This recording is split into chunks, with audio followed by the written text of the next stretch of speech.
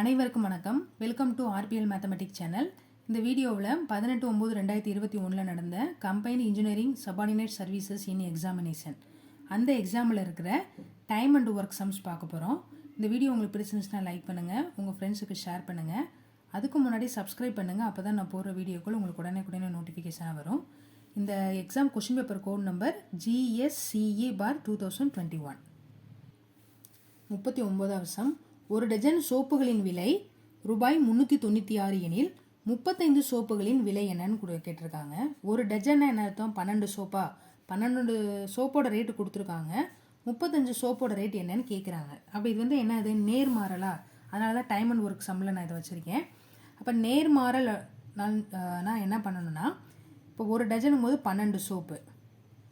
அப்போ 12 சோப்பு எவ்வளோ ரேட்டு? 396. இப்போ 35 சோப்போட ரேட்டு என்ன? இது நீங்கள் இந்த மெத்தட்லேயே போட்டுருங்க, நான் நார்மலாக சொல்லித்தருவேன் இல்லையா. அப்போ 396 பை 12 இன்ட்டு 35. சரியா? இதில் அடிச்சு கொடுங்க. இங்கே முன்னாங்க 12, இங்கே என்ன வரும்?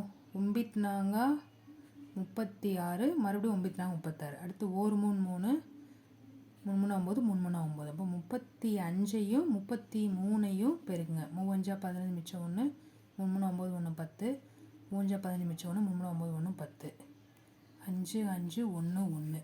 அப்போ 1155 ரூபாங்கிறது தான் ரேட்டு. ஆப்ஷன் சி தான் கரெக்ட். 90வது சம்.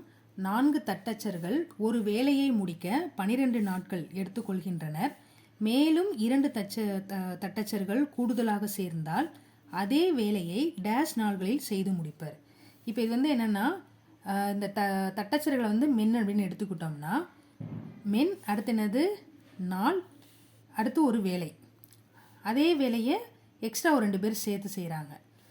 அப்போ அது எத்தனை நாளில் முடியும்? அப்போ அந்த மாதிரி நம்ம ஃபார்முலாவில் எடுத்துக்கிறோம். அப்போ அது என்ன ஃபார்முலானா, men1 d1 h1 அப்படி ஃபார்முலா இருக்கு இல்லையா, by work 1 equal to men2 into d2 into h2 by work 2. சரியா? இப்போ இந்த m1ங்கிறது இந்த 4 தட்டச்சர்கள்.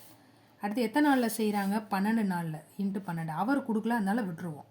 சரியா? இங்கே ஒர்க்குங்கிறது ஒரு வேலையும் தான் கொடுத்துருக்காங்க. ஸோ நம்ம ஒன்றுன்னே எடுத்துக்கிடுவோம். இங்கே அதே மாதிரி m2 என்னென்னா, மேலும் 2 தட்டச்சர்கள் செய்கிறாங்க. அப்போ மேலும் 2 பேர்னா அப்போ எத்தனை பேர் எடுத்துக்கணும்னா 6ன்னு எடுத்துக்கோங்க. சரியா? அந்த 2 அப்படின்னு நம்ம நேரடியாக போட்டுறக்கூடாது. இந்த 4 பேர்த்தோடு சேர்ந்து என்ன பண்ணுறாங்க? இந்த 2 பேர் எக்ஸ்ட்ரா சேர்றாங்க. ஸோ அதனால் 6 பேர் எத்தனை நாளில் முடிக்கிறாங்க அதுதான் நம்ம கண்டுபிடிக்கணும். அதே ஒர்க்கு தான். ஸோ அதனால் அதே ஒன்றுனே போட்டுக்கிடுவோம். அந்த ஒர்க்கு ஒரு வேலையை கொடுத்துருக்காங்களே, அது ஒன்றுன்னு எடுத்துக்கிட்டனால அதே வேலைனால ஒன்றுனே எடுத்துக்கிடுவாங்க. புரியுது? இந்த இடத்துல மட்டும் நம்ம கரெக்டாக பார்த்துக்கோங்க. இப்போ இந்த இடத்துல நமக்கு என்ன தேவை? d2 தான் தேவை. இப்போ இந்த 6 இங்கே கீழே கொண்டு வந்துடலாமா?